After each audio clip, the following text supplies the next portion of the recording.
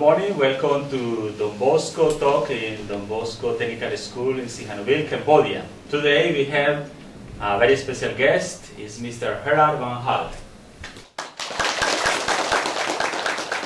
So how are you, Mr. Gerard? Very fine, very good. How do you find Cambodia? It's developing very good. I was here maybe 18 years ago. 18 years ago. 18 years ago. I met Father John in a dinner in Bangkok. And a friend from Father John said, you have to sponsor Father John. But I don't know he was a priest. I don't know he was from Don Bosco. I was sitting next to him. And then he tell what he did for a job and what he was doing, helping kids and learning them some education. So I say, okay, I can sponsor you, but I have to see it before. Yeah. So then he invited me for the opening for the technical school in Phnom Penh. It was maybe 3 months later. So then I came from Holland, Bangkok, Phnom Penh. He picked me up from the airport, and then we have the opening. I was there 2 or 3 days. And I remember also, there was a special guest, Hun Sen, the current Prime Minister. The Prime Minister. That time he was, I think, the second minister. Yeah? And he was by the opening. And then all around, I remember many soldiers with the guns.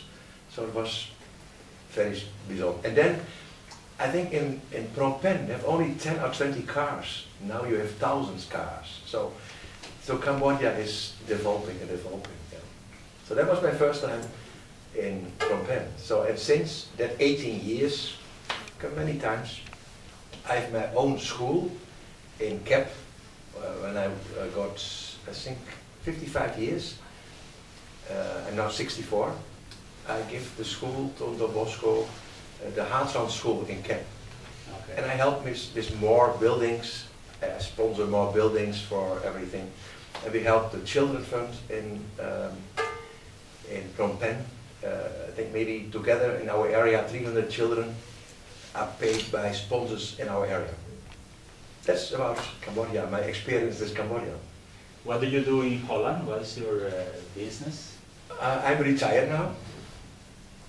When I came out of the army, I go to a company who do in shipping, so in transport. Yeah. I was not used to do that, so I learned only accounting. But okay, I go to that company. In 2 years, I was already a chef. And in 3-4 years, I got my own office somewhere in Holland for an area in sales. Yeah? But then the company go down, was not good.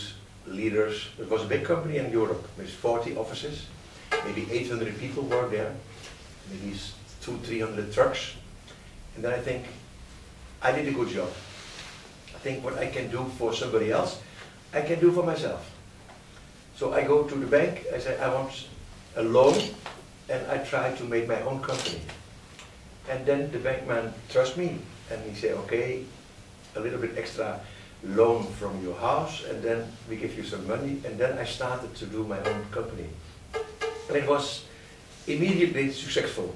So we never lose 1 month, make money from the first day.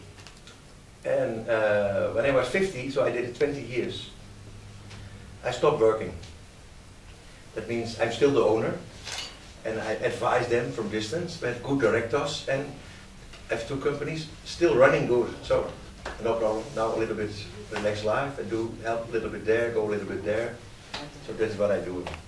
Very good. So why to help, for example, the Cambodian children youth? What's the reason? The reason is that I know Father John, and he's from Holland, okay. And I was, let's say, excited about what he did. Let's say, my parents also were not rich, yeah? And I'm lucky that I make money with my company.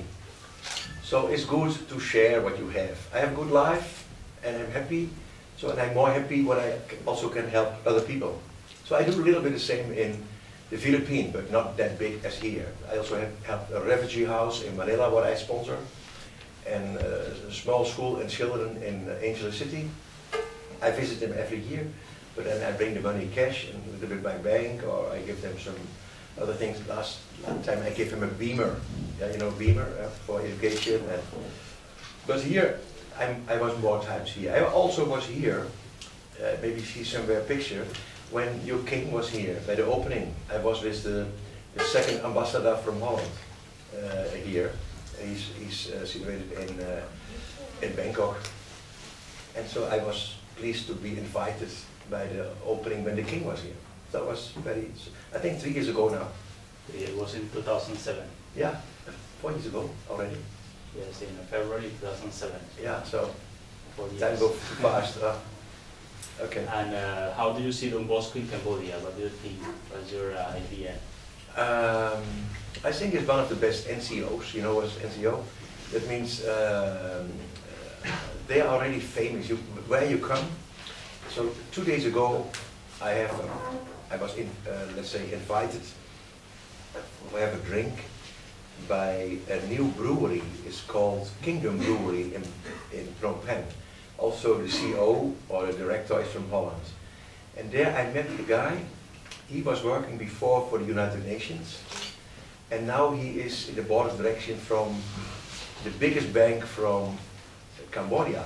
And he also Father John say, what they are doing is one of the best NCOs in Cambodia. You have many, hundreds of NCOs, but here you see they have already more than 10,000 students, and they have nearly all have a job.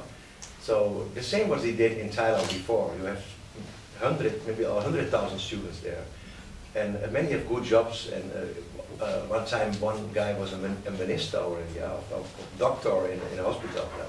So Don Bosco is doing good work. To spend and give the money to Don Bosco is good. So now you are a person who has your life, have been successful in your life. Yeah.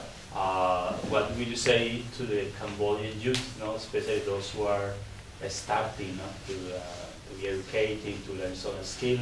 With advices will you give to your grandchildren, we can say, your Cambodian grandchildren? I have one grandson, so, but he's only one, let's say 1.5 years, so I cannot talk with him.